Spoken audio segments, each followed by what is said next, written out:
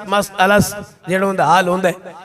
उन्हें फिर पूछा ख्वाजा गुलाम फरीद को, जिस तरह सब को पूछ रहे हैं ईद कड़ा अगे जवाब देने वाले हैं सारे जाए तो हुण जवाब देने वाला है ख्वाजा ख्वाजगा ख्वाजा अल्लाहु अकबर गुलाम फरीद रहमतुल्लाह तो कोट मिठन शरीफ।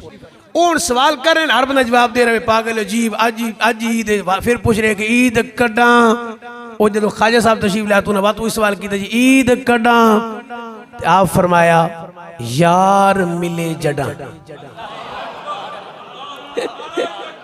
अल्लाह क्या बात